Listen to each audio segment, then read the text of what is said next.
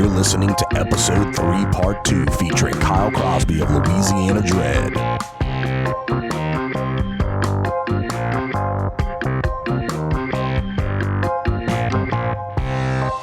New Orleans gets a lot, basically its whole year of income from Mardi Gras.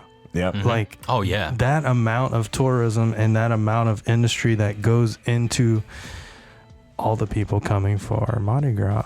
You know what basic bar and wait staff makes in New It's Orleans? insane. It's so upset. It's And crazy. not even New Orleans. Think about the exterior areas too. You got Right. Slidell. You have Absolutely. Baton down to Rouge, Bayou. Bro, you go to a Golden Matter parade. Holy shit! You throw down at Golden Matter. Easily could put down a couple hundred at TK's. I've seen people die at Golden Matter parade, and you'll never hear about it because they just dump them over the side. I died a few times. Like, I'm genuinely worried about people's welfare for not being able to celebrate Mardi Gras because you have account executives, you have like branch managers, you have fucking judges and juries, and basically your high class society that have this outlet to do every year and need it to let loose, and they can't always do it at Tibois Festival. But what I'm saying is, like, I'm just thinking of what's the repercussion to not having that industry come in for something we relied on for so long. Hopefully, she's gonna lose. She's gonna lose the vote. She's gonna lose the people. It's exactly like painting something completely fucked up because you got a small group of people that are outspoken and are basically louder than the vast majority of what they think. And that's how you get shit that's fucked up, because you see it from that light. Well, the reason why you have so many people that's divided in its essence is because you'll have these small amount of people controlling the most amount of people, so you have basically two sides fighting over who controls that small amount, so it's really, hey, I saw this gotcha politics, they get like, hey, I'll call you saying this, or hey, you doing this and that the other. That's what it's evolved into since. Well, the tit for tat thing and the way they react on each other now, it's sad to see. But unfortunately, I feel like we don't have any other choice now. We've exhausted our options. We know what's going to happen very soon in the White House. There's no turning that over. It just is what it is. So what about us? We just sit back and take it for another 8 years like we did with Obama? Is that what we're going to do? I guess we have to, right? Mm-hmm. We don't have a choice because I'm not taking to the street. They all want to cry the South feels a certain way, that we're racist and we're bigoted against the LGBTQ community and all this other shit that's going on. And we're not, because guess what? We just want to be left alone by government. We're sustainable people. We don't need the government in our pocket. We don't need them to take care of us. Mm-hmm. And if our culture stays strong and we teach our kids this and we don't let it die, that's exactly what we're going to be, a sustainable people. And they can't take that from us. We just cannot let Hollywood, the mainstream media, and the government take away our Cajun pride that we have. Right. And at the same time, I went to school in 2008. I know a lot of, people in the LGBTQ community, and I know they faced a lot of, and y'all know too, that they faced a lot of pressure, when they got teased before, people have done that. It wasn't open. It wasn't like but it wasn't a culture thing. We didn't do this as a culture. It was the nation. No, bullies are bullies. Bullies are bullies, exactly. People are going to bully. So it's just the struggle that those people went through, as a bullying moment, But the Cajun and the Creole culture has been oppressed way before, and it's been oppressed by Americans, Anglo-Americans, and that's what a lot of people don't understand. And in my experience, I've seen a lot of people saying a lot of ignorant stuff, but not realizing that, hey, your grandmother wouldn't be allowed in this country if you thought this way. Right. None of us would be here. Right. We as a people, when we were refugees coming from the first recorded ethnic cleansing of people in North America were the Cajun people in Acadie by the British. So being refugees in ourselves knows the struggle. They knew, you know, our great-grandparents went through it when they made everything illegal to speak French and all this kind of stuff. Right. Well, that is the point that needs to be stressed, is that culturally, and we'll never get that point across, okay? I'm not saying that we will. I'm not going to say we start a revolution to say, hey, it's not about race. It's about cultural It is a rebellion. Misappropriation.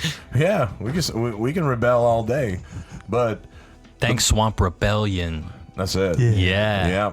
But that's why I wanted to get Louisiana Dread out there, because it's in a film form. The average American is gonna watch something on a video before they read it in a book, you know.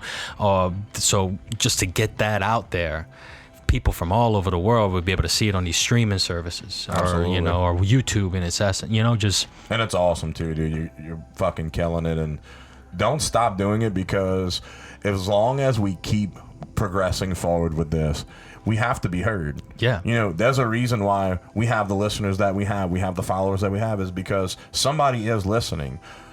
Thank you, India. They're listening. We don't know why. Shout out to India. Right on. I can't wait till we can go pass some Misa Oh, man.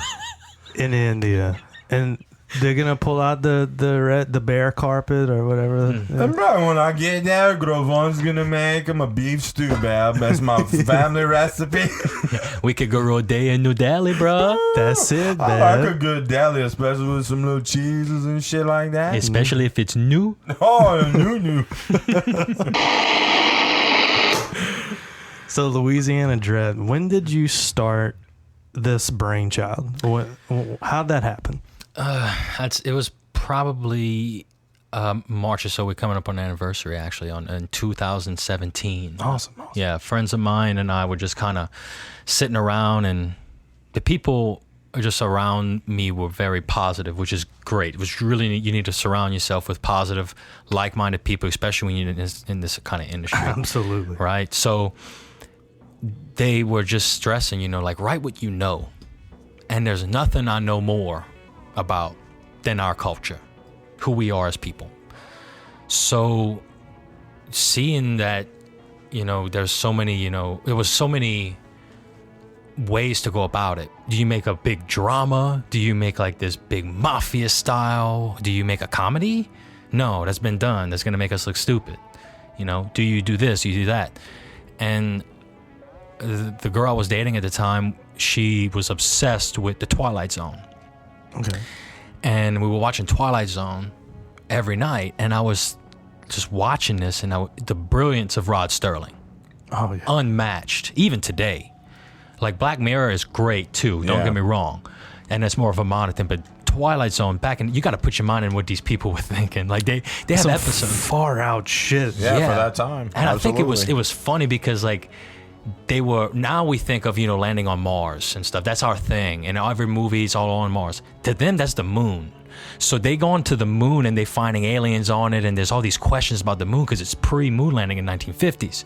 So that just kind of, and then everything is scared of Hitler. So it's all this totalitarian style things. Whereas, you know, Black Mirror, you have that one where the senator fucks a pig at the beginning, Right. and you know, you got all this stuff. It's both of them are amazing. So I was just thinking, like, hey, I just thought of 5 stories right off the bat that you could make at least a 20-minute, much less an hour-long feature about each one of them. Let's see, fucking Axeman, Rougarou, you have Lolari, basically Jean Lafitte, and anything. I made an original one about oil rigs off the coast and fishing in Grand Isle, and the opening scene is Tarpon Rodeo at Bridgeside Marina. Damn.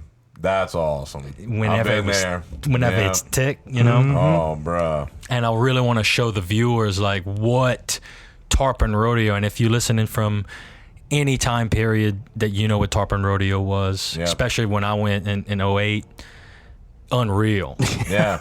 Unreal style I party. got to a point with tarping where I had to stop going. Yeah. For the health of everyone involved. You know? And I got to that age where I was just like, You lose some brain cells. man, I can't do it again. You don't get those back. Y'all go ahead. Next generation, y'all have at it, man. But this year, I gotta not. You got to pass the torch, and the next generation does it just a little bit different than that before. But that's what I really want to show the viewer, that style of partying and waking up the next day and going charter fishing, and then all hell break loose. Yeah. That's awesome, though, man. It's so cool to see it painted with that perspective, you know. It's real. Yeah, it's fucking real. I think that's why people gravitate to this, is because there's no bullshit in between. This is what it is, this is what it isn't, and then we give you a little speculation to sprinkle on top and call it a fucking day. Yeah, that's the Tonys.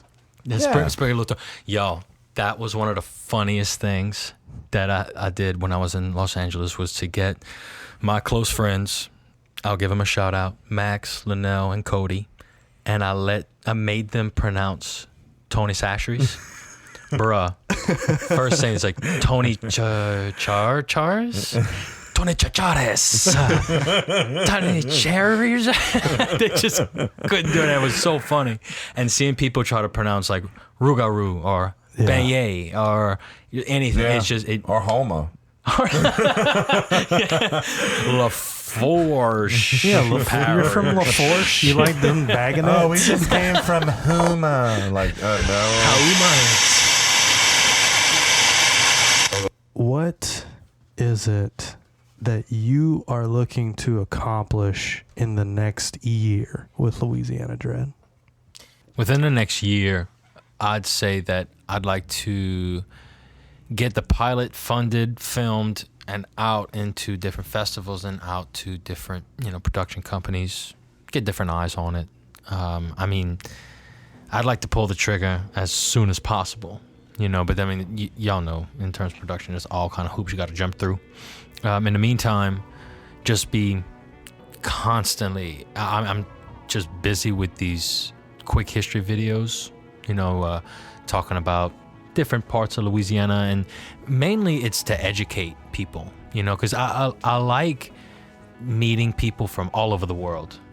Like I said, experiencing their cultures and talking with them in ways that they can relate to.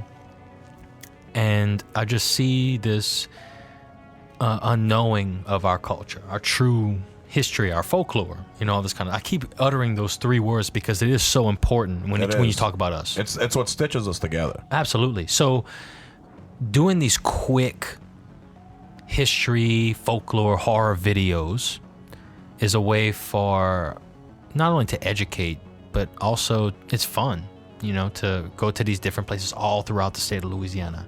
I'll talk about, the Coushatta massacre that happened in the center of the state. It really was when the White League was really taking over the country, and the coup in New Orleans that would happen, and then going down to Grand Isle and doing these really interesting fucking videos about the way life was on Cheniere and on the island, because the largest community on coastal Louisiana in the 1800s was Cheniere.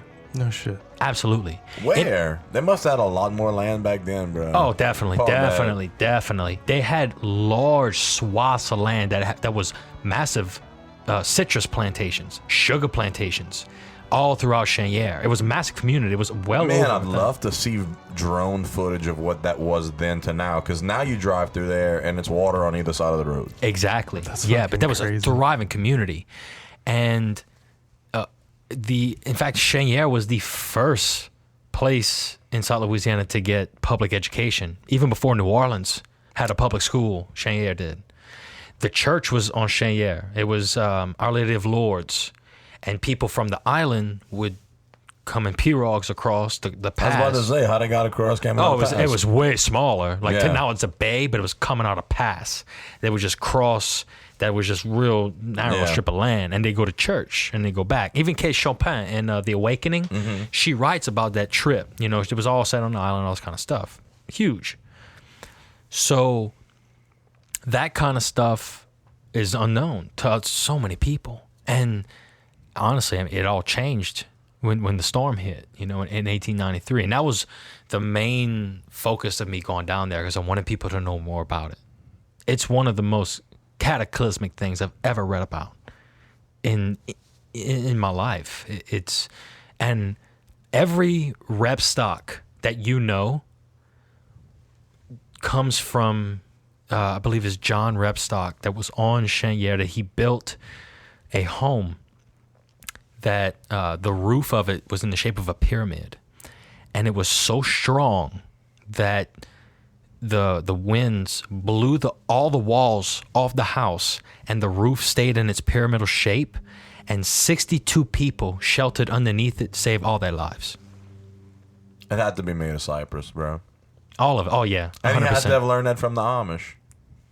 Because of there's 3 things that the Amish are good at: making shit, fucking shit, and doing drugs. Is that right? I'm pretty sure. I'm pretty sure I saw a Netflix documentary on that. It's in there. And making sitcoms in the 90s.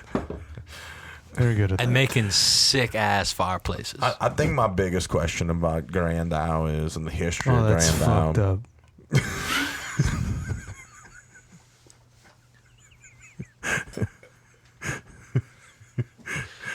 Is so what is your favorite thing to eat at the Starfish? Easily fried catfish. Oh, puff bet. I wouldn't have said that. No, what you say? Nah, I really like the gumbo. Yeah? I do. I personally think it's sacrilegious to put tomatoes in a gumbo. Okay, I do too, but I don't know if they do that. I don't think they do that. There's no way. no. They wouldn't be allowed on the island. No, they'd be burned down already. But this is the thing. I've been They to do places. that in New Orleans. Some places That's do. a Creole thing. Some Yeah. places not. No. That's a Creole. It I is, I yeah. haven't tried the Twis's gumbo, but Anthony said there's no roux in it, so I'm a little afraid. Roulette. Rouless gumbo.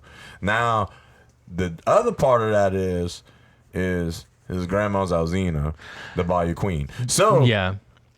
I kind of have a little faith in him. No, So 100%. Next time I go, I will try it, because, bro, I'm telling you right now, the best oysters I've ever had in my life. Yeah. Bro, what I'm telling you, I could taste Cheniere in the oyster. 100%. Like, what the people taste like in Cheniere, that's what the oyster tasted like inside. At the twist, yeah. At the twist. Yeah, because I mean, if what you just told me when you said the rulers, I was like, what the fuck is he talking about? But then when Anthony said it, I said, oh fuck. Yeah. What am I gonna say What now? you gonna do? Yeah. You just, okay, I'll eat it. Yeah, I mean, I gotta try. I'll give it the honest shot, and I mean, I have my preconception of what it's like a heavy chicken soup. No, it's not. It's a gumbo. No, it's a gumbo. It's still a gumbo. No, yeah. But yeah, that's pretty fucking It's like crazy. it's like that region of France, Champagne.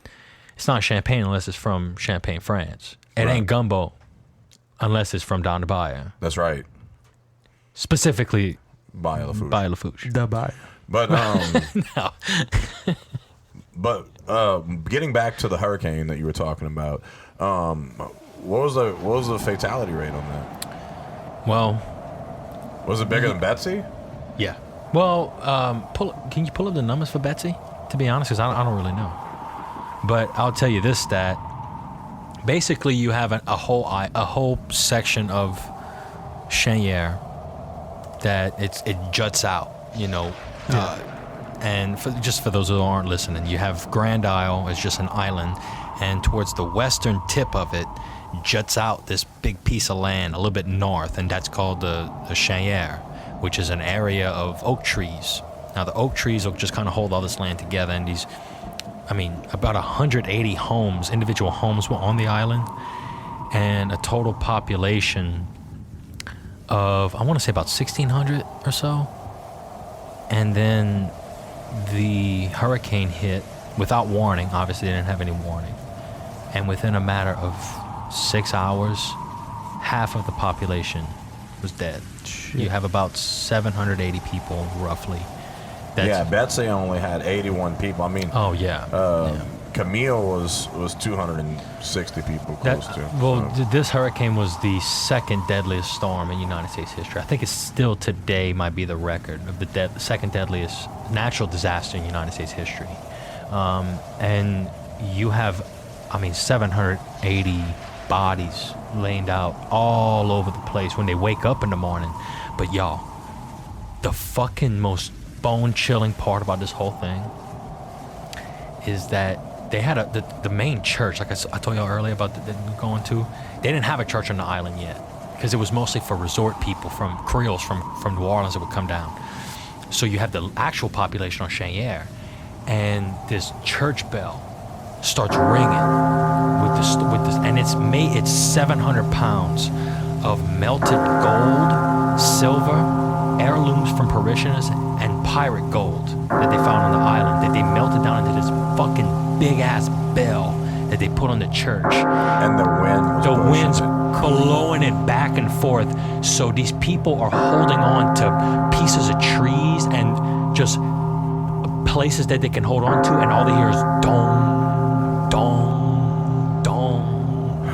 And then the fucking bell flies off. They don't find it for several years. Almost 10 years they don't find this fucking bell. They find it in Marrero. What? Several years later. Now it's on top of the Grand Isle church bell. It's a church bell on the island. Wow. Now I'm trying to figure out how we're going to steal that thing. Hey, you got a big back, bro? It's gonna take a couple. Something, bro. I pretty much know a dude that does math that knows how to run a crane. All right? That's fucking incredible. Bone chilling, bro. That is wild. Can you imagine? I just got like a mental picture of people like out in the marsh losing their shit, and they hear like this fucking bell gonging off in the fucking distance. They think it's the fucking Undertaker walking down the aisle, but no, it's death. Pretty much, like, you'll see like horrendous accounts of like what happened. I mean, these poor people had no idea. Yeah, that blindsided. My mom told me that her great grandma was about 6 years old when it hit, and they had to axe up to the attic, and they stayed up, and it was one of the only buildings that stayed intact. It was at the Curall house that's on Bayou Lafourche that they had to break in, and they actually moved and rebuilt the house by the Côte Blanche. Right. That was the house they did it in. But then they also had another incident that there were two sisters, and they were downstairs in the house, and the floodwater started rising, and people couldn't find the sisters. And the next morning, it was about midday the next day when the floodwater started going down, that they found the two daughters wrapped up in barbed wire, but they were still holding each other's hands in the wreckage. Damn. Absolutely gnarly stuff. People were buried in the sand that all you saw were their hands sticking out like this, you know. And it was not like when the last island hurricane, Isa Daniere, hit, where you'll have these people that, back then that was like 1850s. So you have these elite Creoles with these big old fucking gold rings and these big diamonds and all this stuff hanging out. Yeah, Spanish doubloons and gold and silver. All that. All traded stuff. And they all hanging out the sand. And then the pirates come in as soon as that fucking storm ends. They know when it's going to end. Come out and they start picking all that shit off. Make so much fucking money. All the shit that they stole and sold to them, and now they're stealing it back and going to sell it to somebody else. Yeah. Recyclables. Capitalism. And they actually sent people, the U.S. didn't react fast enough. In that 1853 hurricane at Isla Daniere, the military didn't act fast enough, so locals from like Morgan City to Bayou Lafourche and in New Orleans heard what would happen. After the survivors came back and said, hey, pirates came back and stole all the dead people's shit. They go down there in a mob, in a boat, and they fucking line them up. Fucking pop them off. Find them out. Navy, early Cajun Navy starts popping them off. On the only part of Last Island that's still intact. Yeah, which ain't much. No, I mean, today, this was back in the 1850s, right after the storm. Much. Today, oh no. That's fucking crazy, dude. That's amazing. That's some fucking wild shit. That's the type of stuff that people need to know. Yeah. And see this shit in one, portrayal or another. I mean, it's a very good fact that, dude, that story may not be digitized in media at all. Besides, I mean, obviously it's somewhere on the internet, but now it is. Yeah. You just did it. Mm-hmm. Definitely. And to think that there's a lot of people that generations after generation after generation lived on the island, is still on the island, will never leave the island, you know. And that's and that's what I always was wondering, like, how do y'all date people? Christian mingle. I mean, that's all kind of shit, like you said, no one even fucking hears about, nobody's familiar with. Yeah, man, that's some fascinating shit. And too. that's the thing with Louisiana Dread, to kind of show that. Yeah, showcase it. Exactly. Because Tyler had called into a show called Pickled Pepper Hop Talks, and they're out in Northwest, out in Oregon, somewhere around there. Yeah, they're like a beer brewery, and they're really cool guys. And they have a show that talks about just crazy facts about stuff that you just wouldn't normally know. And they talk about beers, and they have this little segment. It's called Brews with Buds. And Tyler called in, just talk shit with them one day, and we had that Hurricane Zeta coming, and they were like, "So how do you get ready for this?" And he says, "You get potted meat and some beer, and you know, fucking potted meat, hell yeah! You know, you get ready." And I could taste that on the cracker right now. I'm telling you, it's quintessential. And then the MREs afterwards. Oh, bro, they got that little poppy loaf lemon thing in there. I like that. I like the cheese spread in there. It's fine. Put that on my grits. The gum's my favorite. The gum that makes you shit? Yeah. I love that good laxative gum. Like 60 pieces, Mom. There's so many fucking sodiums in all this meal that's going to clog you the fuck up. You're going to need to get that out some way. So I save them. And See, I he eat eats the gum before he eats the MRE and just shits while he's eating it. He don't care.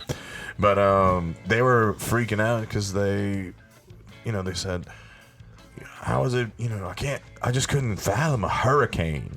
And, like, the whole West Coast is burning at this time, right? Like, it's on fire. And he's like, well, I guess it's kind of the same as, having a forest fire. And like, yeah, but it's a hurricane. And it's like, I don't know, dude. I'll take water over fire any day. Yeah. Oh, yeah. Yeah. Oh, yeah. I was in... I don't want that. I don't want to drown in a fire. That sounds terrible. Drown in a fire. Worse is burning in a tsunami. It's That's the word. Yeah, because you got a boiling hot tsunami. Fuck. Well, they got them fire tornadoes, which is pretty fucked. Yeah. And they got those water tornadoes. Aren't that bad. I mean, I was in Los Angeles when they had it was at the time it was the largest fire they had up until the most recent one. It was the Thomas Fire, and I had people come stay at my place that they had evacuated. And we would shoot the shit because I was like, yo, I know what it's like to evacuate. My family's on the island. I'm from... Boy, do you. Yeah. Right? Yeah, so my mom was yelling at me, close the screen door, you're letting the air out. Because we only had one little AC unit on a milk crate, And Papa's over there with his balls out drinking natty light, and he's snoring and shitting himself again. Nobody cared. Oh, Hurricane Andrew's coming true, bro. We didn't know what to fucking do. You just painted my whole fucking childhood of every time a storm was coming. And sometimes I would get a little uppity. I'd put me a cracker with potted meat, and then I would slice and have some of them barbecue Vienna sausages, bad, and I'd put that on top of that with a little piece of that cheddar cheese. I'm good to go, man. You can have 2-3 hurricanes back to back. Grovon's good. Puff bed. Yeah. So you did good this year, huh? You had 8 of them. And I caught about 14 pounds of shrimp in the cat's net. Yeah, I seen them coming, man. Yeah, I caught them all at the Rouses that was flooded. It was crazy. They were just swimming around. They got loose, huh?